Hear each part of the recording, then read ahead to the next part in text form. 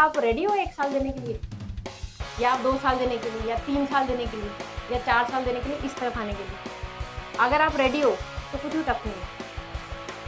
और अगर आप ऐसे ही हो, अनश्योर हो, आपको सिर्फ ग्लैमर पसंद आ रहा है कि आज जतिन आया पूरा डोले वोले में आगे निकल ये इसके जैसा बनेंगे, है ना, और मैडम आए ये पूरे इनके 2-4 सिपाही जो है ऐसे सैल्यूट मारते रहते हैं इधर-उधर। तो ये दीज़ आर नॉट क्या कहेंगे, इंस्पिरेशन इससे नहीं आएगी आपको लाइफ में। इंस्पिरेशन आपको कल्टीवेट करनी पड़ेगी कहीं कहीं आपके अंदर से, कोई चीज़ जो आपको हिट करती है, जो आपको पता है कि मैं इस चीज़ के लिए ये कर रहा हूँ।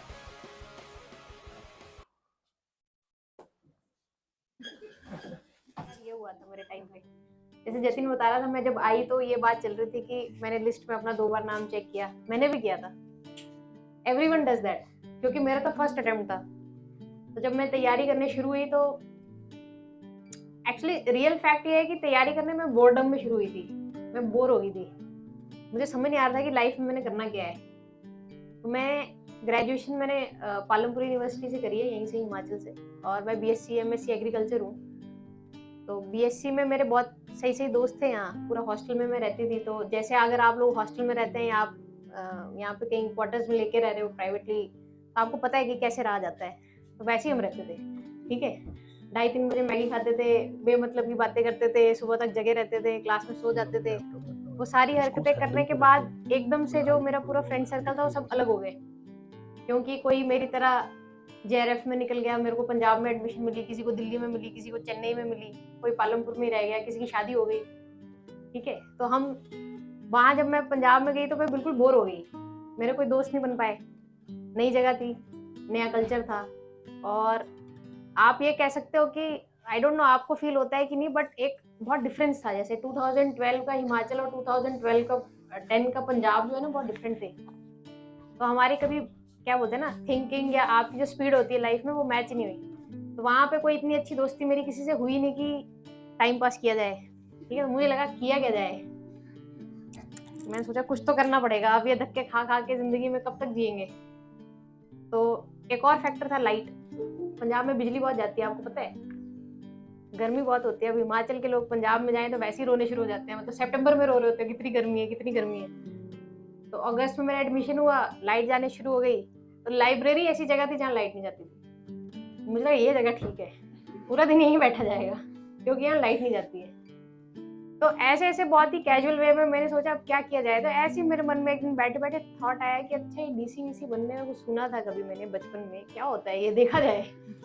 तो मैंने इंटरनेट, अभी अभी तो internet is such a thing. आप फोन उठाओ, कुछ भी ढूंढ लो, कहीं पे भी ढूंढ लो। जैसे मैं अभी अपनी टीम का परफॉर्मेंस चेक कर रही हूँ, ट्रैफिक में कौन कहाँ फंसा है, तो मैं गूगल मैप खोल के बैठी हूँ। तो रेड दिख रहा है तो मैं उनको गाली दे रही हूँ, ब्लू दिख रहा है तो मैं कह रही हूँ ठीक है अच्छा है ना। So it has become so easy. But आप, जैसे मैंने 2010 में तैयारी शुरू की थी तो it was not so easy. आपके फोन पे पता नहीं आपको पता भी होगा कि नहीं, कि जैसे महीने का जो एसटीडी कॉल था मेरा, वो मेरे को 350 रुपए का हर महीने रिचार्ज कराना पड़ता था। 350 रुपीज है ना एसटीडी कॉल के लिए। तो उस एरा में हमने तैयारी करी है। जैसे मैं, शायद जतिन ने भी, मतलब जतिन में भी बेटर होगा क्योंकि दिल्ली में रहा है, ठीक है। तो मैं भी इसको ये सब चीज़ें जल्दी अवेलेबल हो गई होंगी। बट अभी आपके तो इट्स ऑन, आप कुछ भी कहीं से बैठ के कुछ भी कर सकते हो। Life has become that way very easy कि आप नेट पकड़ो और कहीं से भी कुछ भी कर लो। तो मुझे इंटरनेट जो है वो, लाइब्रेरी में आवर्स होते थे, सिस्टम्स होते थे और आवर्स होते थे। तो लाइब्रेरी में इंटरनेट फ्री था। तो it comes to student life में ना, जो फ्री होता है वो सबसे अच्छा होता है ना। फ्री है चलो चलते हैं, लाइब्रेरी फ्री है चलो चलते हैं, है ना। वहाँ पे समोसे फ्री मिल रहे चलो चलते हैं, है ना। ऐसे ही चलते हैं कि समोसे मिल जाएंगे। तो स्टूडेंट लाइफ जैसे सबकी होती है, पॉकेट मनी तो आप ऐसे बचा के रखते हो ना कि ठीक है देखेंगे कहीं खाएंगे, या अदरवाइज जहाँ से फ्री कुछ मिल जाए तो ले लो। तो इंटरनेट लाइब्रेरी में फ्री था। तो अगेन मैंने वहाँ के इंटरनेट पे सर्च करने शुरू कर दिया, यूपीएससी क्या होता है, ये आईएएस बनते कैसे हैं। मतलब मुझे जीरो नॉलेज था टिल माय प्रिपरेशन। जब मैंने स्टार्ट किया तो मुझे सिर्फ इतना पता कि कोई डीसी और एसपी होते हैं। और मैं धर्मशाला में मेरे स्कूल वगैरह किया है। तो हम अब पता नहीं धर्मशाला का, आप एक शहर, वहाँ पे एक बड़ा फेमस टेम्पल है, हनुमान टेम्पल है शहर के बीच में। हम लोग ट्यूसडे को हमारी फैमिली वहाँ जाती थी। ऐसे शाम को पापा सब जा रहे हैं पैदल वॉक करके घर से, तो रास्ते में एसपी का रेजिडेंस आता था। तो बस मुझे उतना पता था, अच्छा एसपी रेजिडेंस, गुलमोहर उसका नाम है, मुझे अभी भी याद है। It is just in my mind कि अच्छा गुलमोहर एसपी रेजिडेंस, बस दैट्स, इतना आपकी क्लोजनेस है इससे।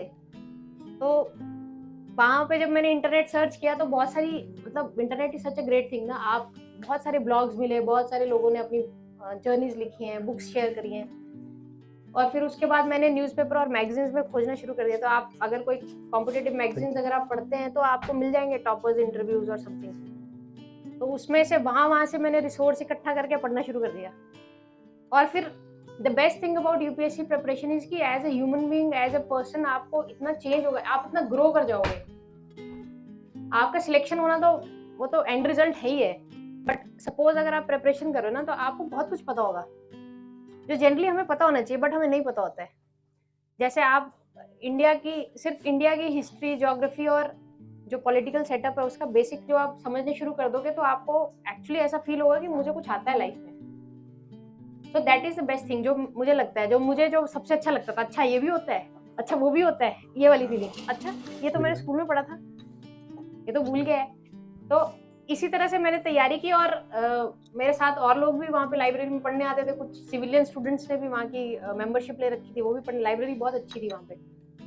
तो वो सब एक ही बात बोलते थे कि बिना कोचिंग के नहीं होता है किसी का। मुझे लगा ठीक है, मैंने कौन सा मतलब पहली अटेम्प्ट में झंडे गाड़ने टाइप, पर ठीक है मैं पोस्ट ग्रेजुएशन करूंगी, उसके बाद कोचिंग लेने चल जाऊंगी, क्या है उसमें, देखेंगे। तो मैं एकदम, क्या कहेंगे, ब्लेसिंग इन डिस्गाइज ये थी कि मुझे डर ही नहीं लगा। मुझे बिल्कुल ऐसे डर नहीं था कि मैं फेल हो जाऊंगी। मुझे लगता था फेल तो होना ही है, पास हो जाएंगे वो बड़ी बात है। ठीक है, तो मैं ऐसा माइंडसेट मेरा था कि ठीक है ये तो मैं अटेम्प्ट जो दे रही हूँ इसलिए दे रही हूँ क्योंकि मुझे कुछ पता ही नहीं है, जाके देखते, बैठ के देखते होता क्या है, ये कैसे होगा। ये मेरे टाइम पे एक और चेंज हुआ, सी सेट जो भी रेगुलर फीचर है वो फर्स्ट टाइम इंट्रोड्यूस हुआ था। तो वो भी एक एज लक वुड हैबिट ना, बहुत सारी चीजें आपको फेवर करती हैं एक टाइम पे। अगर आप मेहनत करते हो तो बहुत सारी चीजें आपको फेवर करनी शुरू हो जाती है। वो शाहरुख खान वाला जो पिक्चर है ना, वो जब मैंने यूपीएससी तैयारी तब मेरे को समझ में आया, डायलॉग सही है एकदम, पूरी कायनात पीछे लगी थी मेरे कि भाई तुम यूपीएससी क्लियर करो। ठीक है, तो 2 बुक्स मैंने उसकी करी जो मुझे किसी ने बताई यूं ही कि अच्छा वो आपको वर्बल नॉन वर्बल रीजनिंग करनी, ये वाली बुक अच्छी है, ठीक है कर लेते हैं। ठीक है, तो एंड टू एंड। तो मैं ऐसा नहीं कहूंगी कि मैंने मेहनत नहीं करी है। आपको कोई भी यूपीएससी एस्पिरेंट ऐसा नहीं मिलेगा जो बोलेगा कि ऐसी हो गया। अगर वो ऐसा बोल रहा है तो वो झूठ बोल रहा है। ठीक है, किसी का भी ऐसे नहीं होता ये एग्जाम ऐसा है ही नहीं कि आप बैठोगे और ऐसी हो जाएगा। It is not. ये बिल्कुल इस जॉब के जैसे है जिस जॉब में आप आना चाह रहे हो। ये जॉब इतनी इजी नहीं है, पूरी दुनिया भर की ठेकेदारी है।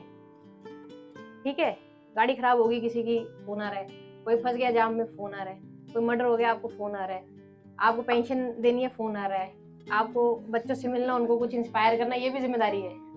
ठीक है, इसको भी आप हल्के में नहीं ले सकते। जैसे अब हम जो इंप्रेशन आपको देंगे वो आप लाइफ लॉन्ग कैरी करोगे कि एसपी कैसा होता है, एडीसी कैसे होता है, आईएएस कैसे होता है।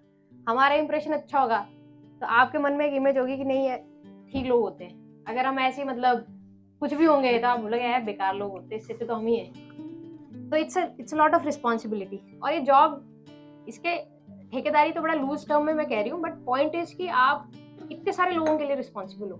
जैसे मंडी के 11 लाख लोग हैं तो I am responsible for them, है ना। डीसी ऑफिस इज रिस्पॉन्सिबल की जो गवर्नमेंट स्कीम्स हैं, जो हमारे इनिशिएटिव्स हैं, जो एक बेसिक जो गवर्नमेंट और पब्लिक सिस्टम को चलाने की व्यवस्था है ना, उसको आपको रन करने के लिए रिस्पॉन्सिबिलिटी ये दी गई है।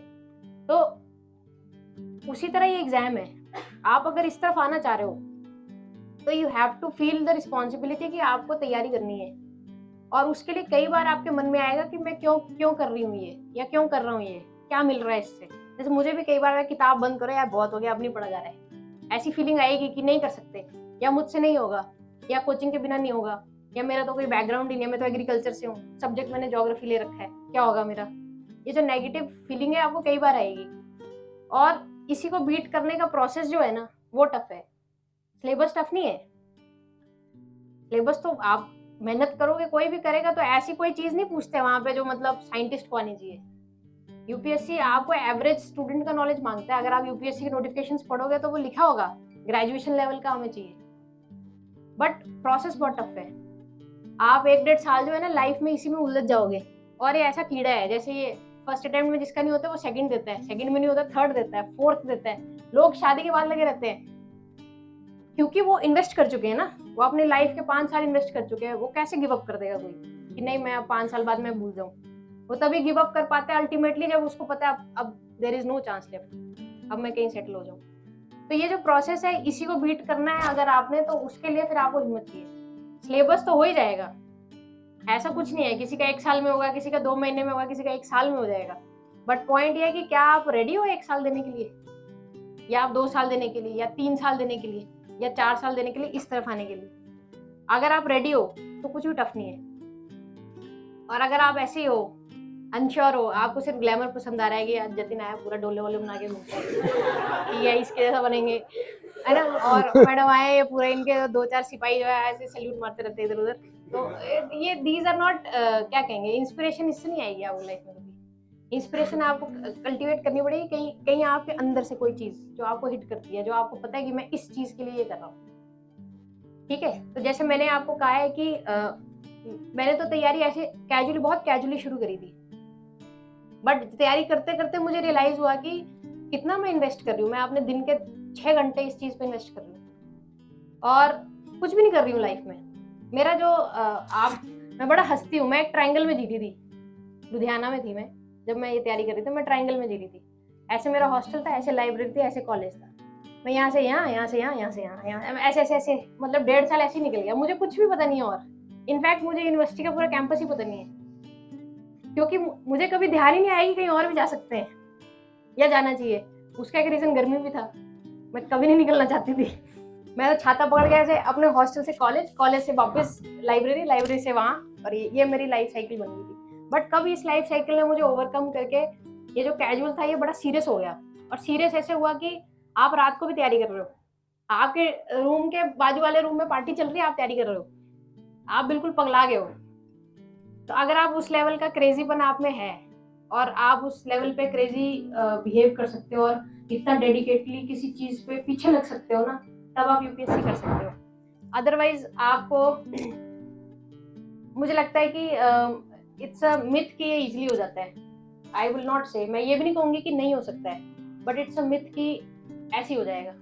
You have to give at least 1.5 years आपके जो है, और 5-6 आवर्स डेली टाइप का शेड्यूल आपको देना पड़ेगा। जतिन का आई डोंट नो क्या शेड्यूल रहा होगा, यही होता है मेजरली, यही होता है। मेरे कुछ बैचमेट्स वो एक्चुअली स्ट्रीट लाइट में पढ़े हैं। मुझे लगता था कि मैंने कितना कष्ट सहा है ना, बट मैं अपने कुछ बैचमेट जो एक्चुअली स्ट्रीट लाइट में पढ़े हैं, उनके गांव में बत्ती नहीं थी, but they have come up, क्योंकि उनमें वो प्रिजर्वेरेंस है। वो मेहनत करते रहे 2 साल, 3 साल, 5 साल। कुछ मेरे बैच के लोग थे वो 7वें 8वें अटेम्प्ट में आए। ठीक है, उनके बच्चे हैं, मतलब जब हमारी पासिंग आउट परेड हुई तो बच्चे कह रहे हैं पापा बाय बाय ऐसे से ना, तो हम लोगों को बड़ा अजीब लग रहा है कि वो पापा, वो बच्चे कहाँ से आ रहे हैं। But see the level of craziness जो आपको चाहिए लाइफ में इसको करने के लिए। अब इसकी इंस्पिरेशंस बहुत सारी है। कुछ लोग इसमें फेम के लिए आएंगे, कुछ लोग पैसे के लिए आएंगे, कुछ लोग मजे के लिए आएंगे। ठीक है, कुछ लोग जेन्युइनली ये सोचते हैं कि हम कुछ चेंज ला सकते हैं और लाते भी हैं। इस कंट्री को रन करना इतना इजी नहीं है। यही चेन है जो सबको बांधती है, और यहीं से जो है नई नई चीजें आप देखोगे। आप बहुत सारे हमारे कलीग्स, हमारे सीनियर्स और बहुत सारे सिस्टमेटिक चेंजेस जब आते हैं तो कोई ना कोई there is a civil servant behind it. Not necessarily कोई IAS IPS होगा, but somebody who is working in a office, कोई एडमिनिस्ट्रेटिव ऑफिस में काम कर रहा है जिसने ये चेंज ला दिया, और उसकी वजह से हमारी लाइफ कितनी रेवोल्यूशनाइज हो जाती है। तो उस जगह पे आपको बैठना है तो it's a lot of responsibility. आपको हर जगह जो है पब्लिक स्क्रूटनी फेस करनी पड़ती है। जैसे अगर मैं कोई आम इंसान हूँ, मतलब मैं SP मंडी नहीं हूँ, तो मैं शाम को आके पड्डल पे नाच लूँ तो किसी को क्या फर्क पड़ रहा है? आपको पड़ रहा है? Nobody cares. कोई कहेगा पागल लड़की है, पता नहीं क्या कर रही है। बट इफ अगर कोई SP ऐसे करे तो आप सब उसको जज करोगे।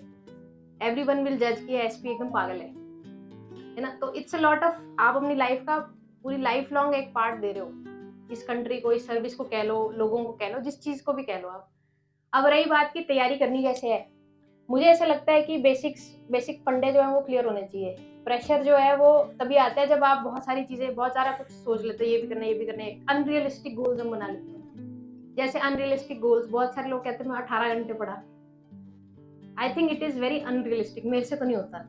मैं जितना आपसे हुआ था आज तक मैंने जितने लोगों को ऐसे 1 to 1 पूछा है, किसी ने हाँ नहीं भरी है कि हाँ मैं तो 18, मतलब मैं भी लास्ट के 2-3 दिन शायद आप रिवीजन में भी आप 10 घंटे 12 घंटे पार कर जाओ, बट 18 घंटे is too much to expect. तो आप ऐसा सोचते हो कि जो 18 घंटे पढ़ेगा वो मतलब करेगा, इट्स नॉट फेयर। मुझे ऐसा लगता है 5-6 घंटे रेगुलर डेली, कोशिश डेली, और 1-1.5 साल की तैयारी का टाइम है सफिशिएंट कि आप जो है लिस्ट में कहीं ना कहीं फिट हो जाओगे। रैंक क्या आएगी वो अलग चीज़ है, वो that is a separate matter. तो आप अगर पढ़ना चाह रहे हो तो आप ये मन में बना के चलो कि मुझे अपनी लाइफ के 2 साल जो हैं इसी चीज़ पे देने हैं, और डेली 5-6 घंटे जो है मुझे इस चीज़ पे डेडिकेट करना है। अब उसमें अभी आपका देखो, अभी मैंने फायदे गिनाए फ़ोन का ना, it's a big problem this days. आप अपने आप को कभी नोटिस करें कि आप सोशल मीडिया में कितना टाइम लगाते हो।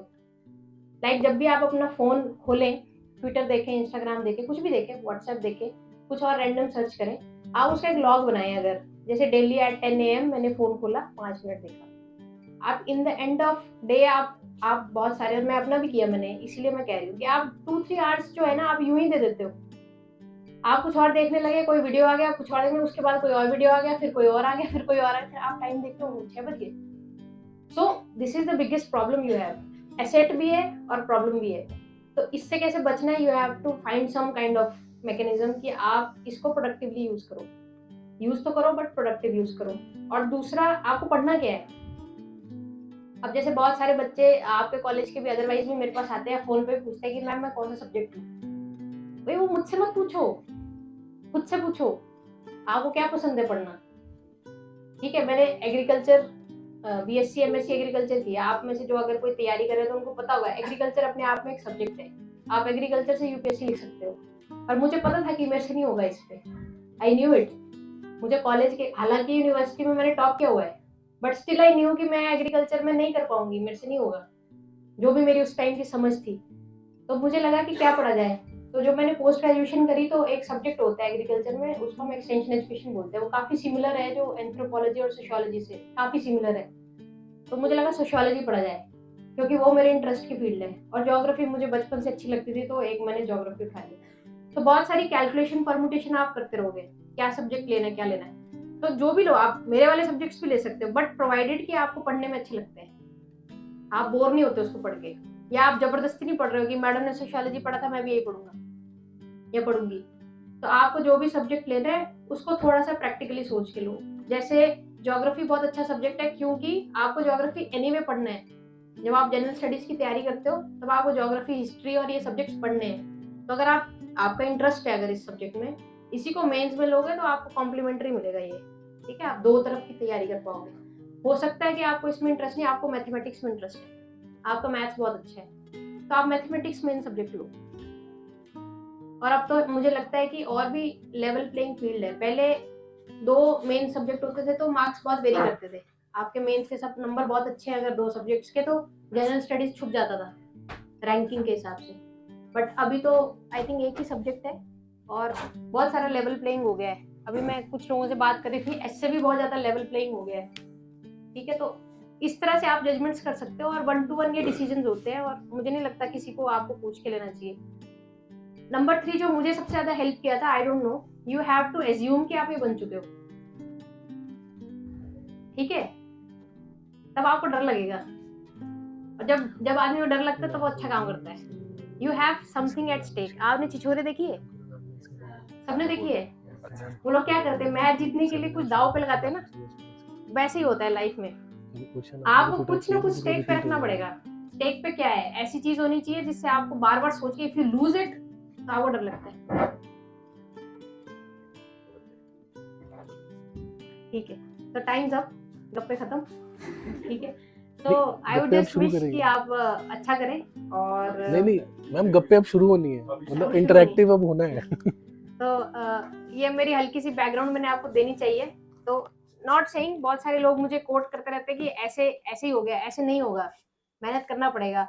एटीट्यूड कैसा रखना हुआ है कि मुंह लटका के घूमते रहने में बहुत भार में हूँ, मैं बहुत तैयारी कर रहा हूँ, या चिल होके करना है, वो आपकी चॉइस।